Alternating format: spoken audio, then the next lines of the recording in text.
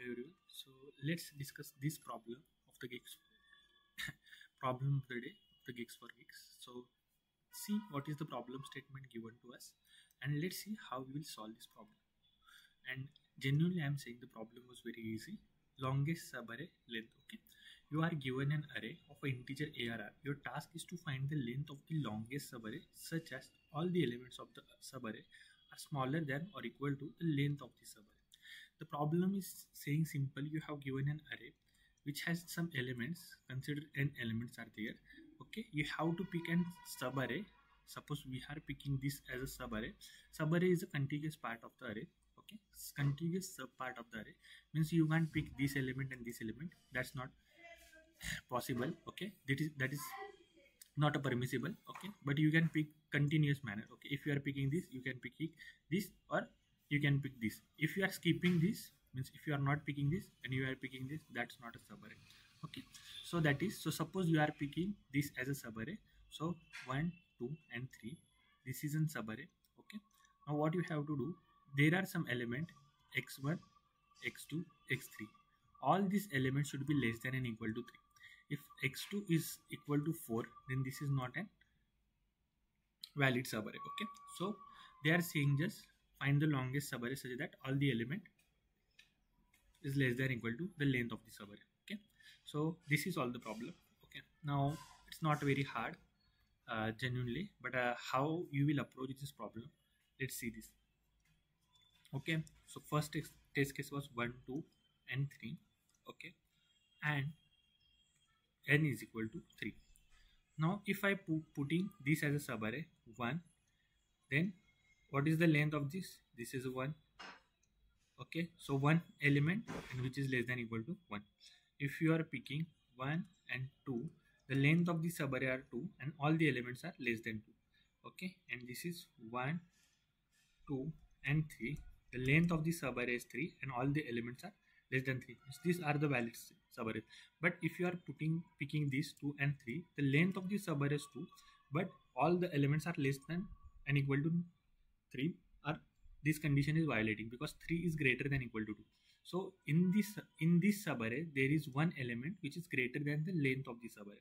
So this is not a valid subarray. Okay, so that's why the answer is a 3, because we have to pick from all the valid subarray, we have to pick the maximum. So I hope you understand the problem statement. Means इतना कुछ इसमें hard बना नहीं रखा. तो सबसे पहली approach तो हमारी वही होगी ब्रूट फोर्स वाली, है ना. तो उसको देख लेते हैं हम लोग. Sorry, not bad.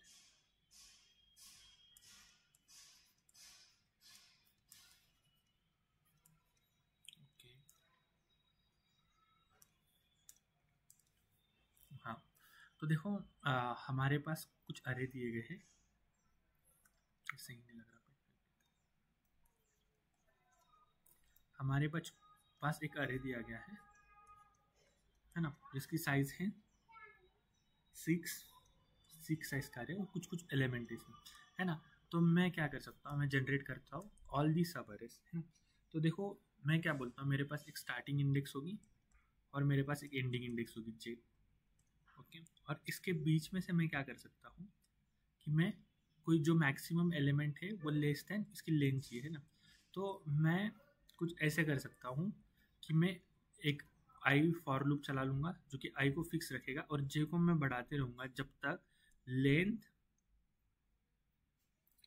मतलब उसमें आंसर्स मैं अपडेट करते रहूँगा जब तक, मतलब जिसमें जो लेंथ है, मतलब अगर यहाँ पर मेरे पास x2 है जो कि 2 से बड़ा है, यहाँ पे 2 की लेंथ से बड़ा है, तो मैं फिर भी आगे बढ़ाते रहूँगा जो कि पूरे अरे में जो मैक्सिमम एलिमेंट है, मतलब उस सब अरे का जो मैक्सिमम एलिमेंट है वो उसके लेंथ से छोटा होना चाहिए, है ना. तब तक मैं क्या करते रहूँगा, क्रॉस चेक करते रहूँगा फॉर हर आई, फॉर ईच आई. तो देखो क्या होता है, मैं पहले एक फॉर लूप लिखता हूँ.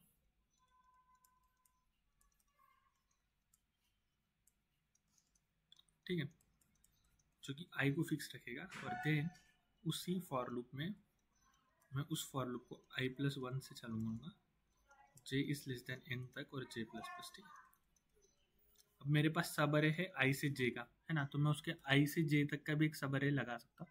बट फॉर दिस हम एक आंसर ले लेते हैं जिसकी लेंथ है 0, ठीक है, और यहाँ पर एक मैक्सिमम एलिमेंट ले लेते हैं जो इनिशियली क्या है, अरे ऑफ आई के जितना है। ओके, अब मैं क्या करता हूँ, मैक्सी को हर टाइम अपडेट करूँगा, max is equal to array of I comma maxi से, है ना। तो और उसमें मैं चेक कर दूंगा if max i is less than or equal to J minus I plus one, जो कि लेंथ बताता है ना।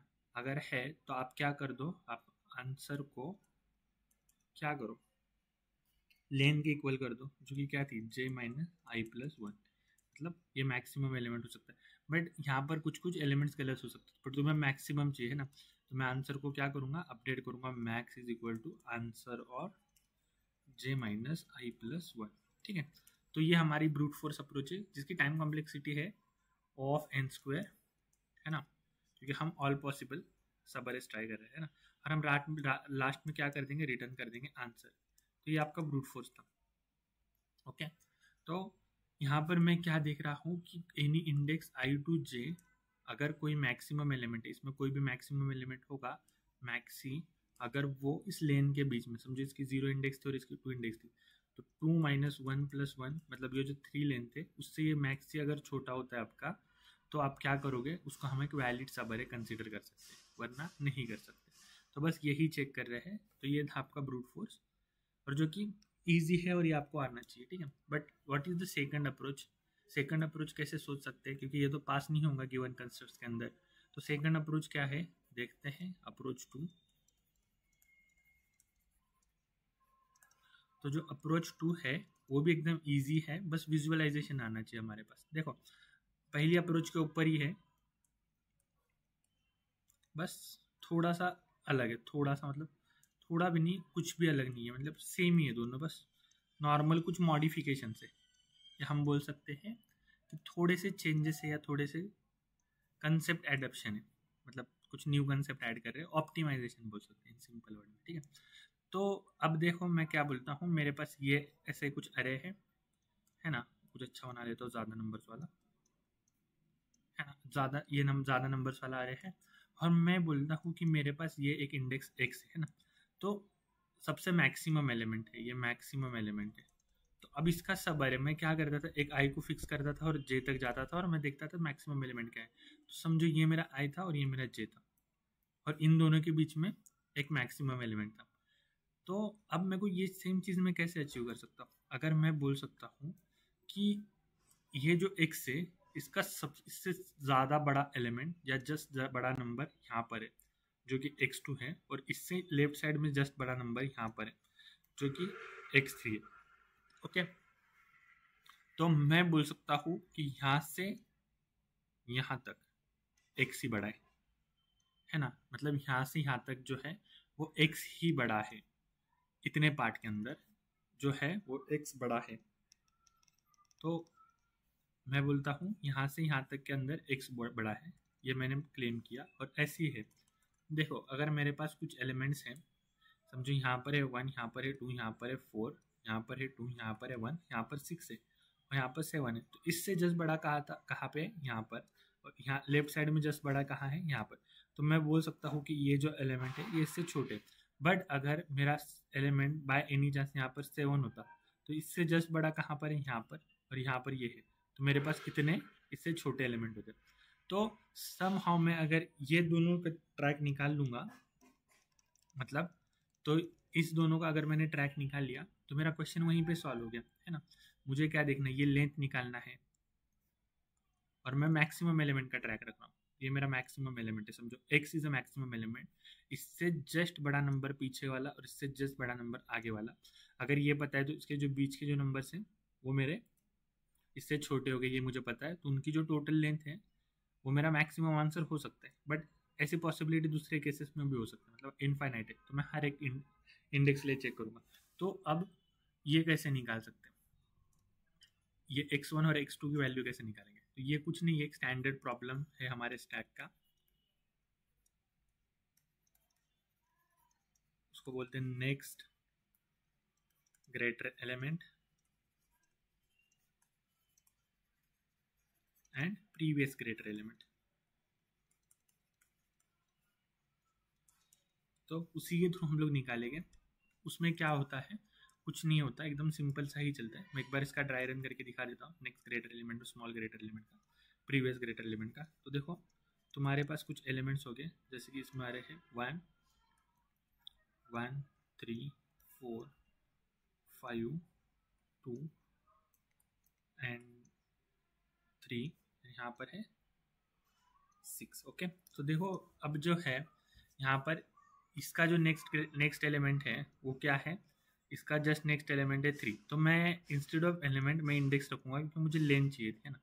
तो मैं क्या रखता, इंडेक्सेस रख देता हूँ। तो इसकी जो इंडेक्स थी ग्रेटर की वो 1 थी, इसके आगे क्या था 2, 4 के आगे क्या था 5, 5 के आगे क्या था डायरेक्ट 6 आता था, उसकी इंडेक्स रख रहा हूँ। देखो 6th इंडेक्स रख रहा हूँ। 2 के आगे कौन सा ग्रेटर एलिमेंट है 5 है, एंड 3 के आगे 6 है। 3 के आगे कुछ नहीं है, तो मैं क्या कर दूंगा 6 को ही रखूंगा, मतलब इसकी जो साइज थी उसको रख देता हूँ 7 को, मतलब इसके आगे का एलिमेंट है, जस्ट एक डमी वैल्यू है।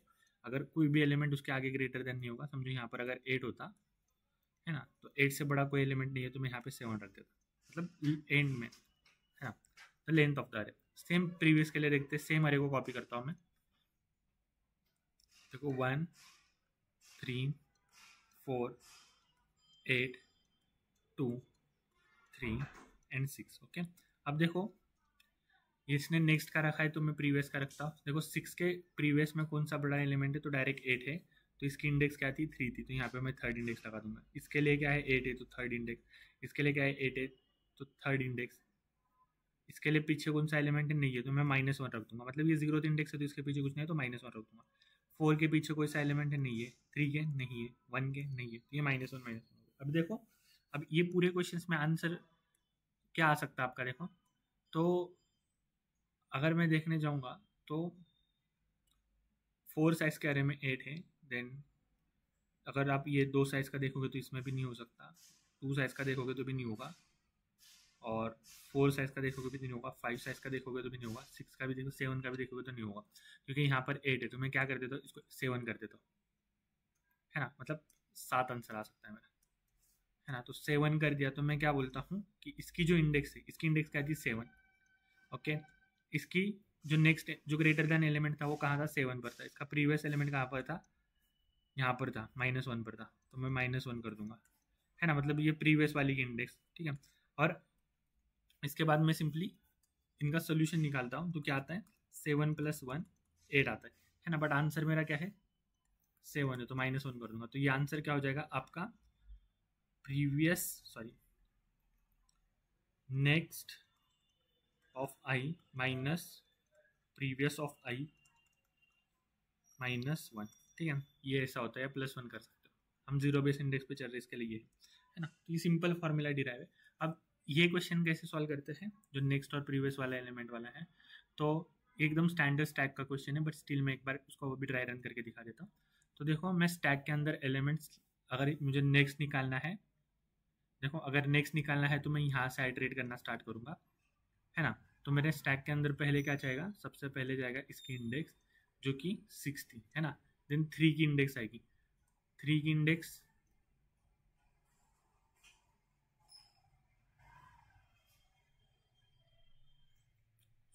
नेक्स्ट निकालना है, तो मैं यहाँ से आइटरेट करना स्टार्ट करूँगा। ये मैं कैंसल आउट, इसको सॉल्व करने के अलग अलग तरीके हैं, दोनों तरीके से भी कर सकता हूँ, लेफ्ट से भी जा सकता हूँ, राइट से भी जा सकता हूँ, बट मैं जो फॉलो करता हूँ वो एकदम डिफरेंट है।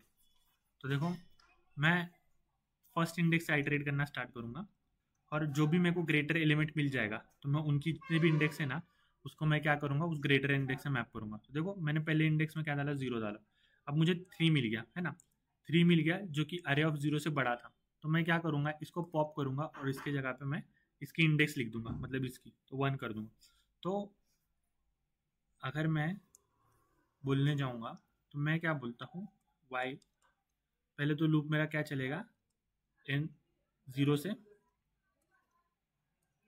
n तक चलेगा, और मैं क्या बोलता हूँ वाइल जब तक स्टैक की कुछ साइज है s डॉट साइज, मैं स्टैक का नाम लगता है s डॉट साइज, एंड अगर मेरा अरे ऑफ ss डॉट टॉप, मतलब ये स्टैक का टॉप होगा, वो अगर छोटा है मेरे अरे ऑफ आई से, तो मैं क्या करूँगा सिंपली मैं क्या कर दूंगा नेक्स्ट जो था, सॉरी नेक्स्ट ही बोल रहा हूँ प्रीवियस, है ना, क्योंकि प्रीवियस वाले में नेक्स्ट नेक्स्ट में क्या कर दूंगा, next of S S dot top is equal to I, okay. And इसमें बाद में मैं पॉप कर दूंगा एस एस डॉट पॉप, और ऐसा करूँगा, मतलब यही होगा। और प्रीवियस के लिए बस मैं लूप को रिवर्स कर दूंगा एंड ये सॉल्व हो जाएगा क्वेश्चन दोनों के लिए भी, ठीक है। तो इसमें कुछ है ही नहीं, बस हमें ये फॉर्मूला निकालना था जो कि सबसे इम्पोर्टेंट था, है ना। मतलब कि सिंपल सा कि मुझे इसका आगे वाला एलिमेंट फाइंड करना था, उसके पीछे वाला एलिमेंट फाइंड करना था, जो कि हमने यहाँ पर प्रूफ करके देख लिया था। तो ये क्वेश्चन स्टैक से सॉल्व हो गया। और जब इसकी टाइम और स्पेस कॉम्प्लेक्सिटी देखने जाओगे तो हम लोग क्या आएगी, time complexity big of n आएगी और space complexity big of n आएगी, क्योंकि हमने एक्स्ट्रा स्पेस फॉर अरे लिया है और स्टैक के लिए भी लिया है ना। तो देखते हैं इसे सॉल्व करके। तो देखो, मैं पहले एक integer n is equal to A R R dot size एक n ले लेता हूँ, देन स्टैक ले लेता, stack of int X S, okay. और देन मैं क्या लगता हूँ, दो अरे ले लेता हूँ, वेक्टर ऑफ इंट नेक्स्ट जो होगा n साइज का, जिसमें मैं -1 इनिशियली लगता हूँ, देन प्रीवियस जो कि होगा, सॉरी नेक्स्ट है तो मैं क्या करता हूँ, नेक्स्ट में n साइज का n रखता हूँ, और प्रीवियस जो है उसमें n साइज का -1 लिखता हूँ, ठीक है। For int i is equal to 0, i less than n and i plus plus, okay. And while ss dot size means ss dot size कुछ है, और इफ उसमें अरे ऑफ ss का टॉप अगर मेरा छोटा है अरे ऑफ i से, तो आप क्या कर दो, नेक्स्ट ऑफ i में i को ऐड कर दो, ओके। तो यहाँ पे i नहीं यूज़ करना, ss डॉट टॉप यूज़ करना है, my bad. And ss dot pop कर दो, ठीक है, ss dot pop and ss dot push i, okay. Now the same thing I will do for this part as well, ठीक है। बस यहाँ पर मुझे क्या करना है, अरे को थोड़ा रिवर्स कर देना है। अगर तुम इसको सॉल्व कर दोगे ना, मतलब ये प्रॉब्लम तुम ऑलरेडी पता है तो तुम अपनी टेक्निक यूज़ कर सकते हो, ठीक है। और इसमें बस प्रीवियस को करा देना है। मैं ये क्यों कर रहा हूँ, अगर तुम लोग एक बार ड्राई रन कर दोगे तो भी समझ में आ जाएगा। बस इससे पहले स्टैक को रीसेट करना भूलना मत, ठीक है, ठीक है। जब तक नहीं है तो एस डॉट पॉप कर देना, मतलब स्टैक पूरा आपका एम्प्टी हो जाएगा। अब क्या करना है, सिंपली आपको एक आंसर वेरिएबल ले लेना है, integer answer is equal to 0, और लगाओ for int i is equal to 0, i less than n and i plus plus, and simply पहले तो लेंथ निकालो, length is equal to answer of, sorry, right of i minus left of i, right है नहीं sorry मेरे पास, next of i minus previous of i minus 1 if length is less than or equal to, sorry length is greater than equal to array of i, है ना। क्योंकि मैं बोलता हूँ कि उस पूरे एलिमेंट में सबसे बड़ा इंडेक्स होगा वो ith एलिमेंट, मतलब x वाला। तो मैं बस वही कर रहा हूँ कि मैं देख रहा हूँ कि अरे ऑफ i बड़ा है क्या नहीं। मतलब यहाँ पर मैंने ये प्रीवियस वाली इंडेक्स मेरे को यहाँ पर थी, ये नेक्स्ट वाली इंडेक्स यहाँ पर थी। तो देखते हैं हम इसकी इंडेक्स क्या थी, इसकी इंडेक्स थी 1, इसकी इंडेक्स थी 2 3 4 5 6 7। तो मैं बोलता हूँ 7 माइनस 1 माइनस 1, इसकी साइज क्या हो जाएगी, 7 माइनस 1 6 माइनस 1 5 हो जाएगा, है ना। 5 एलिमेंट, 1 2 3 4 5। तो अब ये जो मैक्सिमम एलिमेंट है इन सब में, ये 5 एलिमेंट में जो मैक्सिमम एलिमेंट है अरे ऑफ i, अगर वो इस 5 से छोटा है तो मेरा एक वैलिड आंसर हो सकता है। तो मैं बस वही चेक कर रहा हूँ कि अगर लेंथ, या मैं बोल सकता हूँ मैंने जैसे डिस्कस किया, है ना, मतलब साइड ही चेंज करा, array of i is less than equal to length, तो मैं क्या करता हूँ, answer is equal to maximum of answer and length, है ना। और अब मैं क्या कर सकता हूँ, रिटर्न कर सकता हूँ आंसर को। तो ये था पूरा कोड, हम इसे कंपाइल करके देखते हैं। अगर ये कोई एरर देगा तो हम फिक्स कर लेंगे, इसमें कोई बात नहीं है, बड़ी बात नहीं है। बट देखो इसने ये वाले टेस्ट केसेस तो पास कर लिया, अब इसको मैं सबमिट करके देखता हूँ, और ये एक्सेप्ट भी होना चाहिए। अगर नहीं हो रहा तो देखो, तो ये एक्सेप्ट भी हो गया, पूरे टेस्ट केसेस ने पास कर दिए। तो आज के प्रॉब्लम के लिए इतना ही था, हम कल मिलते हैं न्यू प्रॉब्लम के साथ, बाय।